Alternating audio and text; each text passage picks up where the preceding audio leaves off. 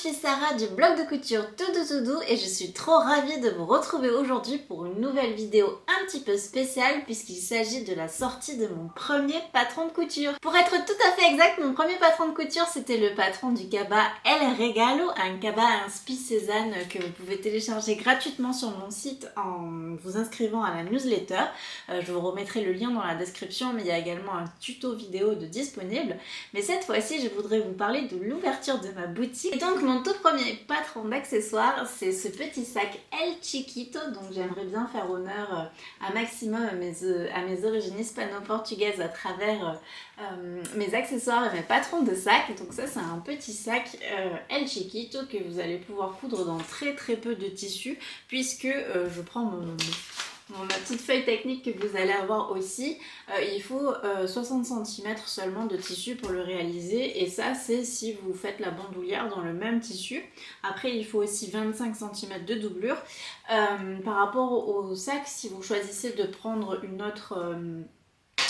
autre bandoulière, c'est tout à fait possible grâce aux petits œillets qu'il y a ici. Vous pouvez prendre une bandoulière dans notre sac que vous avez déjà, une bandoulière dorée, argentée, qui va bien avec votre tissu. Vous n'êtes pas obligé d'en faire une, je sais que c'est un petit peu relou à faire, mais ne vous inquiétez pas, je vous explique tout dans la vidéo. Donc dans cette vidéo, à la suite de mon petit blabla de présentation pour vous montrer un petit peu les tissus possibles, les thermocollants possibles, les outils pour faire les pressions et les mousquetons qui seront nécessaires pour réaliser ce modèle, il y aura un tuto également dans cette vidéo pour faire la bandoulière et qu'elle soit réglable. Personnellement je préfère vraiment les bandoulières réglables parce que parfois j'ai envie de le porter en bandoulière, parfois j'ai envie de le porter plus long, plus court, et donc j'aime bien pouvoir régler mon sac, et donc c'est pour ça que je tenais vraiment à faire des bandoulières réglables pour ce modèle.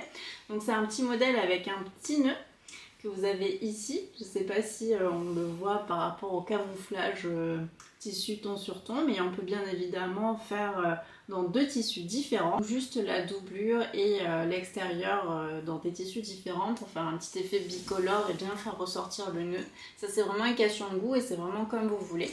Bien entendu, le sac il est entièrement doublé. Je ne sais pas si vous allez pouvoir bien voir, mais c'est entièrement doublé. J'essaierai de faire un petit peu des plans pour vous montrer. Et il y a une petite poche à l'intérieur, une poche plaquée.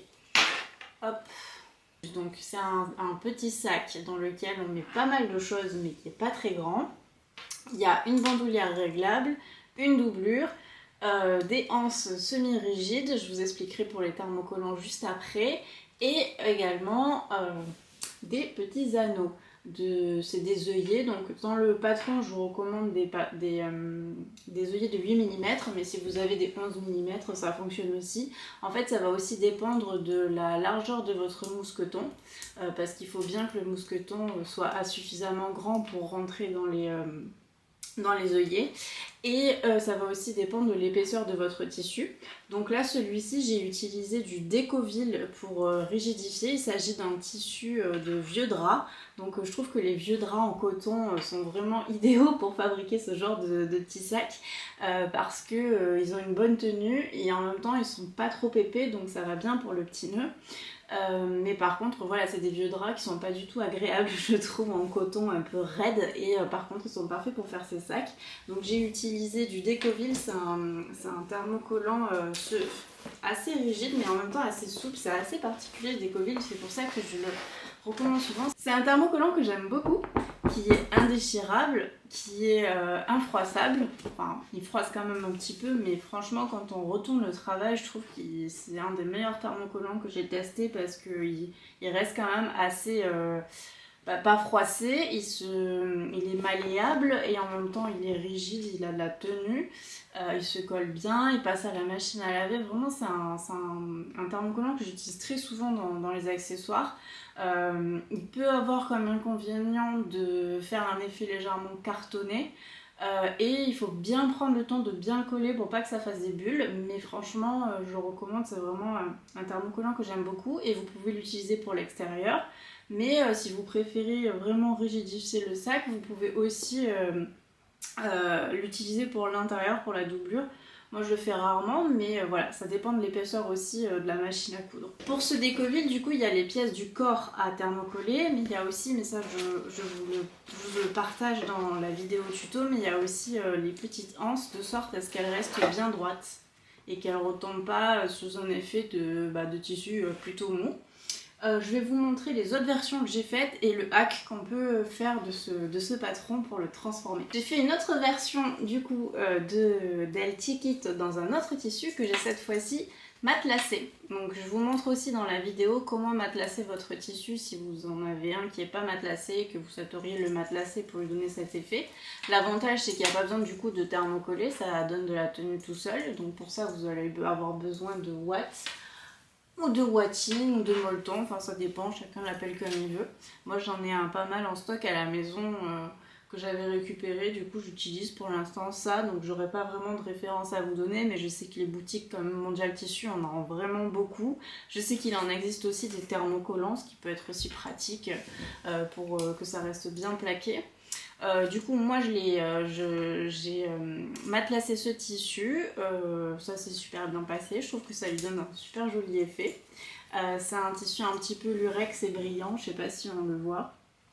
Et donc c'était un tissu un petit peu semi-souple, donc de toute façon il aurait fallu le thermocoller pour lui donner de la rigidité, mais je trouve que le matelassage c'est vraiment top parce que ça veut transformer n'importe quel tissu en tissu prêt à être cousu pour de l'accessoire.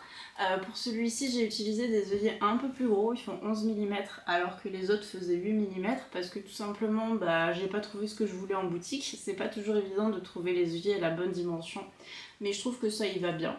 Et du coup version argentée parce que le lurex qu'il y a dans ce tissu est argenté, mais sinon c'est vrai que ma couleur préférée en termes de petits accessoires comme ça c'est le doré. Et puis du coup pareil, hein, il est doublé, entièrement doublé avec une petite poche à l'intérieur. Ça c'est pour la version matelassée. J'ai aussi cousu une version dans les chutes d'un velours que j'avais cousu de chez Atelier Brunette. Je l'avais cousu pour coudre enfin j'avais utilisé ce tissu pour coudre une veste style travail pour Baptiste, mon mari. Et du coup il me restait des chutes et j'en ai fait un petit sac. Donc sur celle-ci j'ai testé de faire juste le thermocollant décoville à l'intérieur. Donc c'est vraiment la doublure qui donne la rigidité au sac, et le velours je l'ai doublé de watts. Donc en fait il y a une feuille de watts entre le tissu extérieur, le velours, et le décoville de la doublure. Mais il n'est pas matelassé, c'est juste un petit côté, je trouve que ça lui donne un petit gonflant, ça lui donne un côté un peu fluffy, enfin je sais pas trop comment dire, mais enfin, je le trouve assez cocooning celui-là du coup, je l'aime bien, et comme il est uni, il va avec tout. Et j'ai rajouté un petit passepoil au niveau du nœud, un petit passepoil doré qui fait un petit peu ressortir et ça donne de la tenue au nœud. Je trouve que ça peut être vraiment pas mal, pour l'avoir testé je trouve ça vraiment pas mal de donner ce petit détail au niveau du nœud en mettant un passepoil. Donc vraiment faut pas hésiter à s'éclater et à imaginer ce qu'on a envie d'y mettre. Je trouve que dans les accessoires on peut limite plus s'amuser que dans le vêtement. Donc allons-y, surtout qu'on peut utiliser vraiment des tout petits bouts de tissu, des chutes de tissu, des chutes de passepoil même, enfin... Quoique là, pour les nœuds, j'en ai quand même utilisé pas mal du passepoil. Mais bon, voilà. C'est pour vous donner une autre possibilité en velours. Ça peut être une bonne idée pour l'automne. Je pense que je referai une vidéo quand on sera au printemps-été parce que j'imagine bien dans des tissus qui font un petit peu panier. Tissu aussi Vichy, ça peut lui donner un côté un peu Brigitte Bardot. Tissu aussi un petit peu wax, ça peut être pas mal avec le nœud. Je pense que j'aurai encore plein d'idées pour réaliser ce petit sac et franchement j'ai hâte de le voir traverser les saisons. Je vais vous montrer une autre version qui est un petit peu particulière et qui va donner lieu à un nouveau tuto vidéo. Donc autre version, c'est celui-ci de Chiquito, donc il est entièrement matelassé, mais petite différence, je l'ai hacké pour rajouter une fermeture éclair sur le dessus. J'avais oublié d'ailleurs en parlant de ça que en fait tous les sacs, la version sac à main elle est vraiment prévue avec une pression magnétique, donc voilà, c'est assez facile à peser, du coup c'est carrément accessible aux débutants. Et si vous avez peur de mettre des œillets, pas de panique, puisque je vais dans cette vidéo faire un tuto pour vous montrer comment poser les œillets. Et l'outil que j'utilise pour le faire, c'est un outil de chez Prime. J'essaierai de vous mettre dans la description le lien où je l'ai trouvé, mais il faut savoir que parfois chez Mondial Tissu ou autre, des fois c'est plus en stock, mais c'est quand même des outils qu'on trouve assez régulièrement. Donc je repars avec ma version matelassée avec une fermeture éclair, hop, et entièrement doublée. En rajoutant du coup cette fermeture éclair, ça fait une petite trousse de toilette trop mimi, ou une trousse de ce que vous voulez, pour mettre des crayons, pour mettre des affaires de couture, pour mettre des affaires de beauté, du maquillage, ce que vous avez envie. Et je trouve ça vraiment trop mignon. Et j'aime beaucoup cette version du coup trousse de toilette. Donc je vais vous proposer un deuxième tuto, ce sera pas dans cette vidéo mais ce sera dans une prochaine vidéo, pour hacker El Chiquito et le transformer en trousse de toilette. Le patron reste le même, c'est juste l'ordre de montage et l'insertion de la fermeture éclair qui change, mais franchement c'est le même patron, c'est les mêmes pièces, il n'y a pas de modification à faire sur le patron, c'est juste une modification à faire sur l'ordre de montage, et je vous montrerai ça bien entendu en pas à pas vidéo. Donc du coup d'un patron vous allez pouvoir faire pas mal de choses, et je trouve que ça peut être une petite bonne idée pour Noël. Je sais pas ce que vous en pensez, n'hésitez pas à me dire. Petit point du coup avant de commencer la partie tuto vidéo et montage du sac, précision, tout le tuto vidéo a été tourné sur la première version que j'avais faite d'El Chiquito, qui était légèrement plus petit, ce qui fait que vous allez peut-être avoir l'impression que le sac est plus petit en vidéo, mais c'est normal. Mais parce que le premier sac était effectivement plus petit, mais le vôtre sera plus grand. Ça ne change absolument rien aux étapes de montage, au cran, vraiment vous allez pouvoir suivre le tuto vidéo, ça change rien qu'il soit plus petit. Donc n'ayez pas peur d'avoir l'impression d'avoir un sac un peu plus grand à monter chez vous, c'est exactement la même chose. Et ensuite au niveau aussi je vous montre comment scotcher le patron, parce qu'en fait le patron est disponible en PDF, vous pourrez l'imprimer en A3, je crois que c'est A3 ou A0, enfin je sais plus, mais en gros vous pouvez l'imprimer à taille réelle chez un imprimeur si vous voulez, mais vous pouvez l'imprimer à la maison, et au vu du nombre de pages je vous recommande de le faire, ça vous coûtera moins cher, puisque en fait il n'y a que 9 pages à imprimer et à assembler directement, donc il n'y aura pas besoin de recouper les marges d'impression. Ça je vous le montre du coup dans la vidéo, voilà, je le fais en même temps que vous pour que vous voyez bien comment je fais. Mais du coup, vous risquez dans cette planche que moi je vous montre en vidéo de ne pas reconnaître exactement la même disposition des pièces. C'est normal parce que c'était la première version et c'est à ce moment-là que j'avais filmé le montage. Mais pas de panique, vous avez le schéma sur votre feuille, sur votre livret, sur le patron. Vous n'allez pas vous planter, c'est pas possible. Ou alors n'hésitez pas à me poser des questions si jamais vous n'y arrivez pas. Mais voilà, il y a simplement 9 pages à imprimer et il y a le schéma inscrit sur le patron.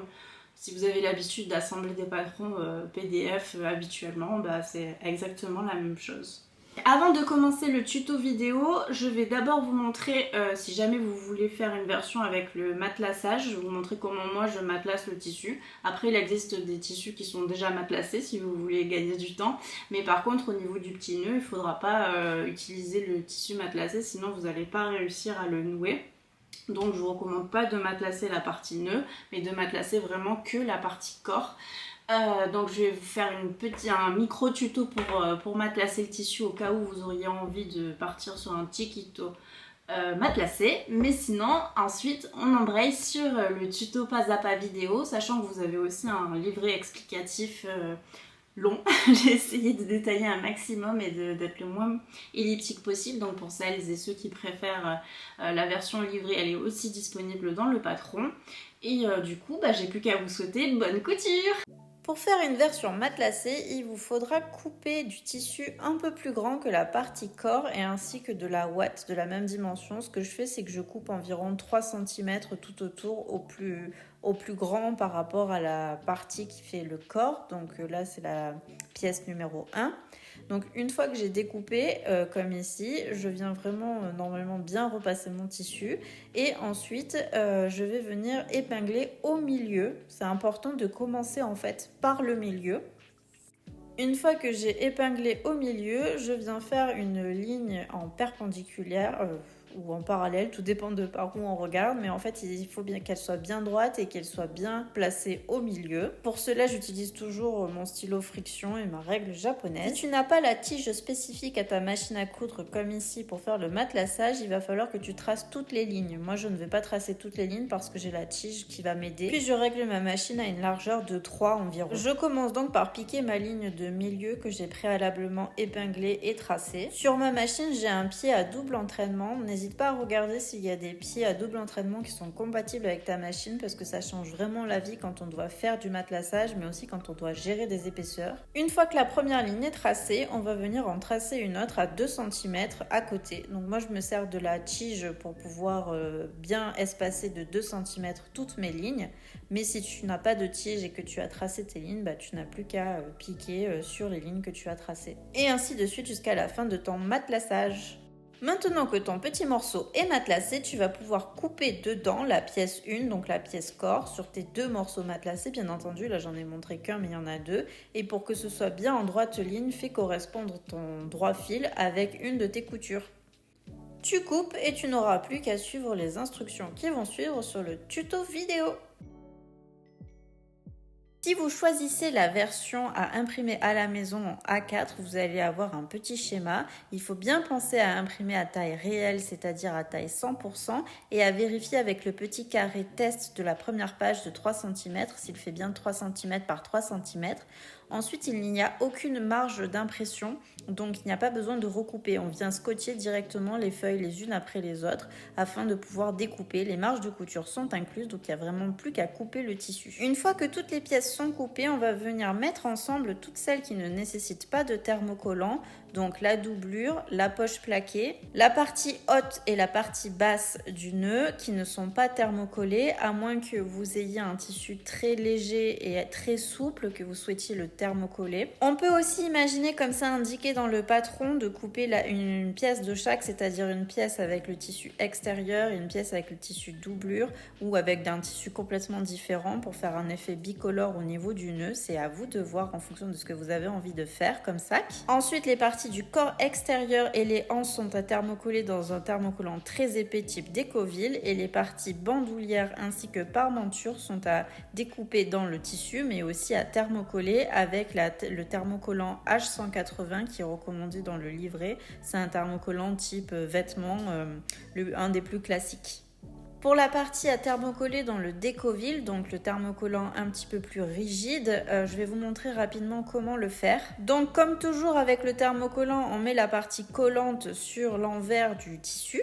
Donc là, sur mon tissu, l'envers et l'endroit se ressemblent beaucoup, donc il faut bien faire attention. Ensuite, on va venir placer tout cela sur la planche à repasser, donc bien la partie collante contre l'envers du tissu. Une fois qu'on a bien positionné le thermocollant comme il doit être, on vient poser un chiffon humide par-dessus afin de ne pas toucher directement le fer à repasser avec le thermocollant et ça aide à bien coller le Décoville. Donc il faut y aller à coup par à coup avec une légère pression. Une fois que c'est fait, je retourne le travail et je viens repasser un petit coup de fer par-dessus sur l'endroit. Fais attention de ne pas mettre le fer contre le collant. Pour le fil, j'aime bien utiliser du fil cordonné qui est plus solide que le fil normal. On va donc commencer l'assemblage du sac avec la partie du nœud bas. Donc on va le mettre endroit contre endroit et piquer comme sur la vidéo. On pique à 1 cm et on retourne sur l'endroit. On peut dégarnir et cranter si on le souhaite pour faire un arrondi plus joli. Moi, j'aime pas trop dégarnir. Souvent, je laisse comme ça et je fais rouloter avec mes doigts. On veille bien à repasser entre chaque étape. Et ensuite, je viens mettre une épingle pour bien me rappeler de l'endroit du nœud. Parce qu'on peut vite s'embrouiller avec la pièce nœud haut. Pour celles et ceux qui veulent faire une surpiqûre, vous pouvez régler votre machine à 3 de largeur pour faire une surpiqûre bien large. Mais c'est complètement facultatif, je ne l'ai pas fait sur toutes mes versions. Et on va procéder de la même étape pour faire la partie du nœud haut. Une fois que c'est repassé, je mets 2 épingles sur l'endroit pour bien me souvenir dans quel sens je vais devoir positionner ensuite mon nœud. Et puis je vais m'occuper des 2 parties du corps. Pour cela, il suffit de positionner endroit contre endroit les 2 parties du corps et de venir piquer à 1 cm le bas du corps, comme sur la vidéo. On pense bien à faire un point d'arrêt au début et à la fin. On ouvre ensuite la couture et on va venir plaquer la marge de couture d'un côté, n'importe lequel, celui que vous préférez. Pour cela, on va passer un petit coup au fer sur l'envers et ensuite sur l'endroit.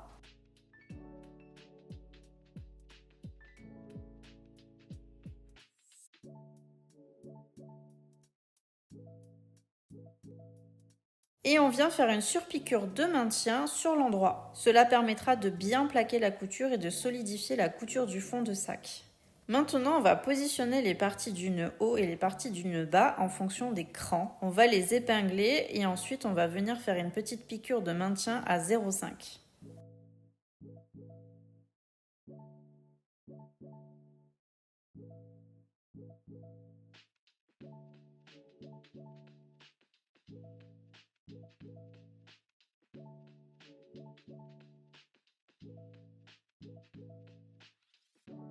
Une fois que c'est fait, on rabat les deux nœuds comme ici sur le devant en mettant une épingle pour pas que ça gêne dans les autres étapes de couture. On vient ensuite replier sur lui-même le corps de cabas endroit contre endroit pour piquer les deux côtés à 1 cm.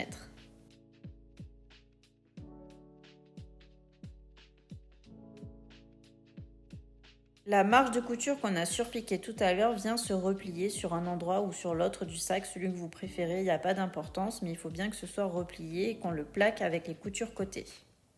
Ensuite, on vient glisser ses mains à l'intérieur du sac pour faire ressortir les angles. Cela va nous aider en pinçant à préformer le fond de sac. On pince les deux angles et on vient faire un trait avec le stylo friction ou autre système de marquage que vous préférez à 6 cm. Il faut qu'il y ait 3 cm de part et d'autre de la couture. Suivez les étapes comme sur la vidéo.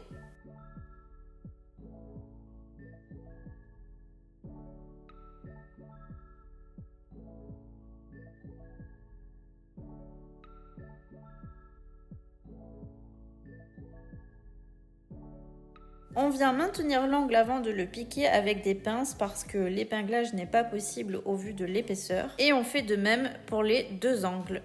On vient ensuite les piquer à la machine en faisant un point d'arrêt au début et à la fin. Et c'est le moment de retourner le travail. On veille à ce que toutes les coutures soient bien placées au bon endroit, qu'il n'y ait pas de problème. Et ensuite, on va pouvoir repasser. Donc pour cela, vous allez pouvoir détacher les deux parties du nœud qu'on avait préalablement attachées. Mais par contre, on les réattachera par la suite pour l'assemblage de la doublure. Ça permet quand même de mieux repasser à cette étape.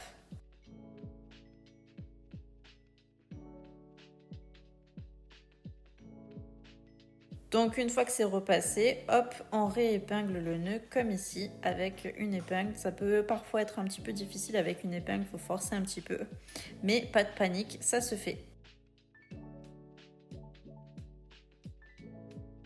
Donc maintenant, on va préparer la poche plaquée. Pour cela, on va mettre endroit contre endroit la doublure avec l'extérieur et on va épingler tout le tour en veillant à laisser une ouverture d'une dizaine de centimètres pour pouvoir retourner.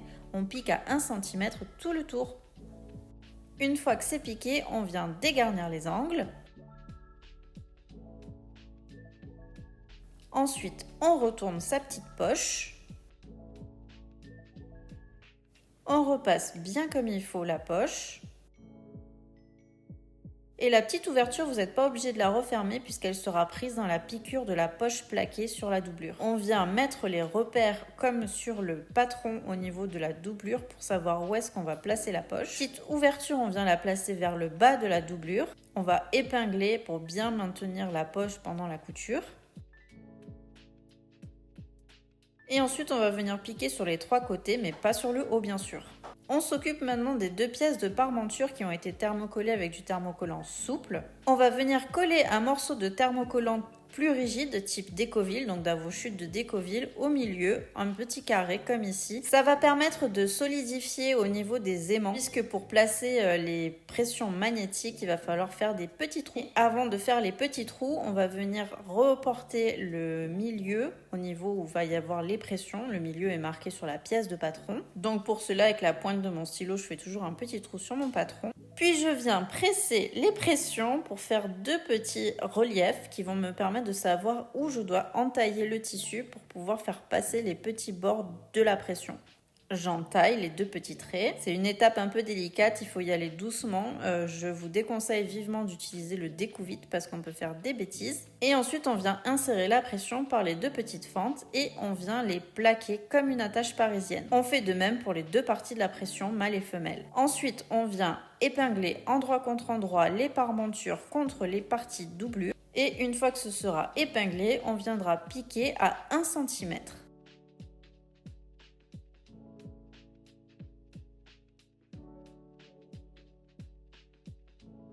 Une fois que c'est piqué, on plaque la couture vers le bas et on vient faire une surpiqûre à 0,5 cm.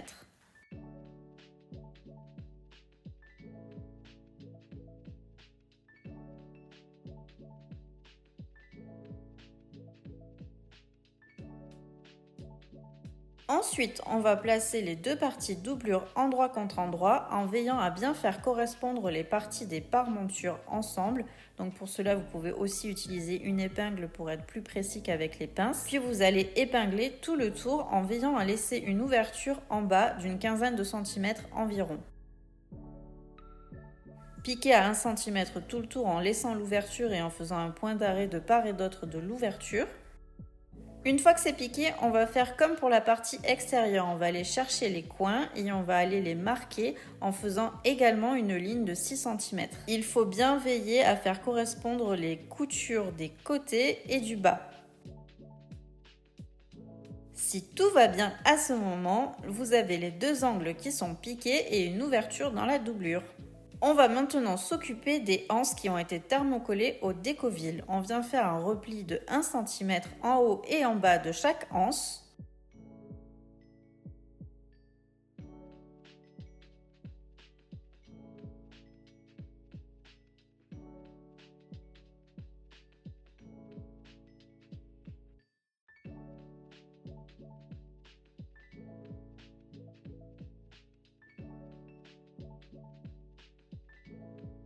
Et ensuite, on va venir les replier sur elles-mêmes comme si c'était un biais.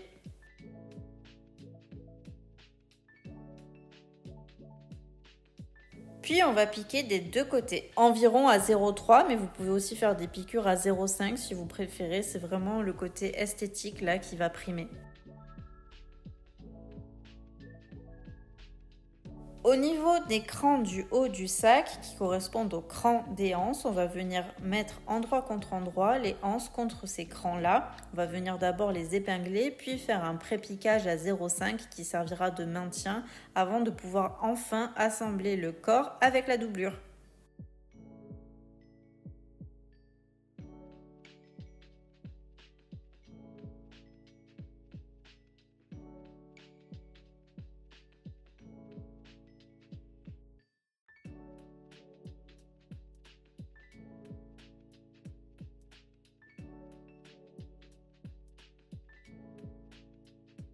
On va ensuite mettre le corps de sac dans la doublure en veillant bien à ce que les anses soient bien vers le bas et ensuite on va venir faire correspondre les coutures côté.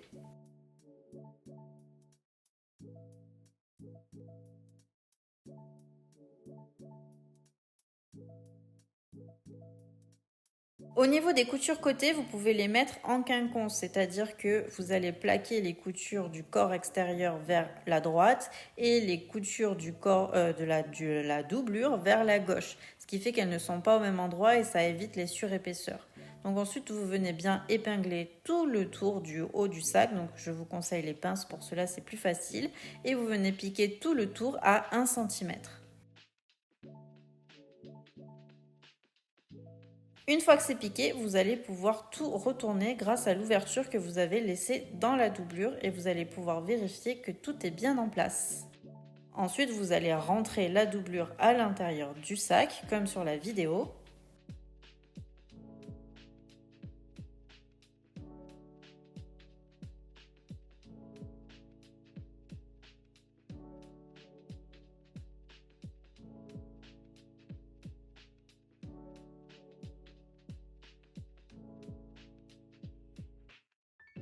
C'est le moment d'enlever l'épingle qui maintenait les 2 parties du nœud. On va bien repasser l'ensemble.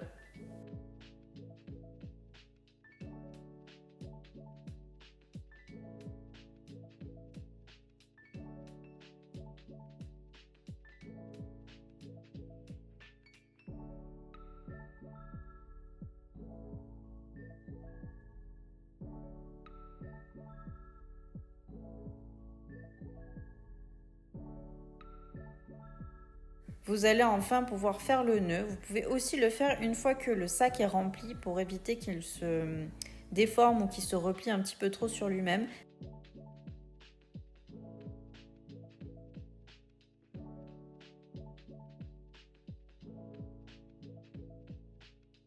Pour ceux qui le souhaitent, vous pouvez faire une piqûre tout en haut, tout le tour, à 0,5 ou 0,3 comme vous voulez. Mais c'est pas obligatoire parce qu'il va y avoir des œillets. Pour mettre les œillets, vous allez avoir besoin de la partie mâle, c'est celle qui a le petit rond qui ressort en relief. Et vous allez le poser sur le dessus, sur le coin, à l'endroit où c'est spécifiquement dit dans le patron qu'il faut placer l'œillet. Et vous allez faire un petit cercle avec votre stylo friction.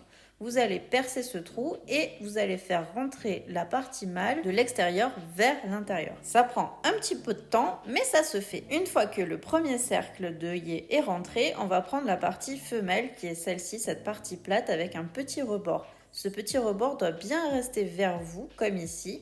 Et ensuite, vous allez prendre le petit outil que moi j'ai par exemple de chez Prime, mais vous pouvez peut-être avoir une pince également. Je vous mettrai en description l'outil en question. Et donc, il faut que ce petit machin blanc se colle sur la partie extérieure. Donc celle que là on ne voit plus. Et ensuite, on va venir rabattre le rebord arrondi et venir frapper avec un coup de marteau comme ici. Attention aux doigts quand même, ça m'est déjà arrivé de me taper avec les doigts. C'est pour ça que je prends un maillet et pas un marteau. Et voilà, le premier œillet est placé. Il y en a 4 en tout à placer sur les bords. Ensuite, vous allez pouvoir refermer la doublure à l'aide d'un point main ou à l'aide d'un point machine. Et on passe à la partie de la bandoulière. Donc on fait un petit repli sur les petits côtés à 1 cm de part et d'autre et on vient faire un rempli de 1 cm sur les longs côtés tout au long de la bandoulière. C'est un petit peu long, mais ça se fait avec un peu de patience. Une fois que tout est bien remplié, on vient replier sur elle-même la bandoulière, donc comme un biais, exactement de la même manière que les anses précédemment. On vient passer un coup de fer pour maintenir tout cela sur toute la longueur. Comme sur le premier côté, sur le deuxième côté, on vient refaire un rempli de 1 cm pour bien maintenir en fait les bords des tissus à l'intérieur et qu'ils ne soient pas accrus.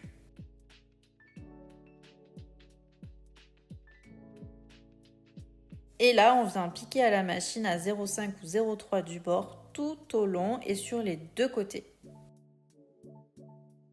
J'utilise ensuite des boucles coulissantes en métal doré de 25 mm et des mousquetons aussi dorés demi-anneau que j'avais trouvé chez Mondial Tissu. Je vous mettrai toutes les références en description.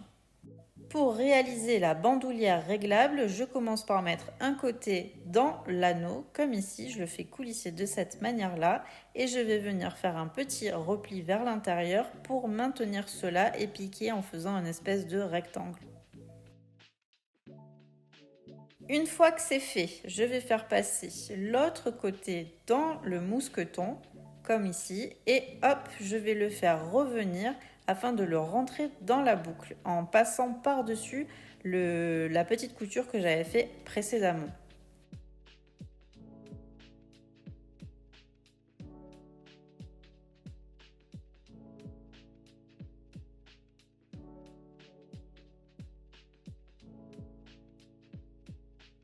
Je l'enlève pour vous remontrer ce qu'il faut faire de plus près. Donc le bout qu'on a préalablement passé dans le mousqueton, on vient le mettre dans la boucle comme ceci. Une fois que tout cela est fait, on vient faire la dernière étape qui consiste à faire passer le bout restant dans le deuxième mousqueton et on va venir faire une piqûre pour maintenir le tout.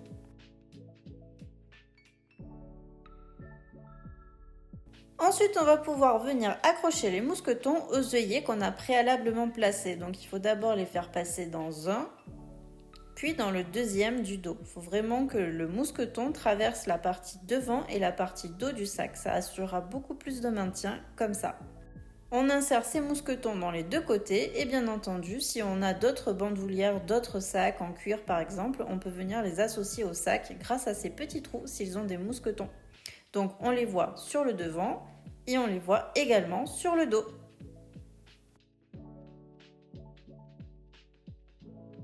terminer, j'ai hâte de le découvrir. Si vous avez envie de me le partager, soit par mail, soit par message privé sur Instagram, ce sera avec trop plaisir que je découvrirai votre modèle El Chiquito.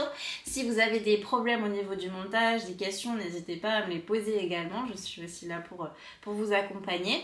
Et j'espère que tout cela vous plaira, que vous pourrez le coudre pour vous le coudre pour offrir. Ça peut être un petit cadeau sympa pour Noël et les anniversaires, un petit cadeau fait main assez rapide à réaliser dans lequel on peut réutiliser ces chutes de tissu. Je vous laisse et je vous dis à la prochaine vidéo.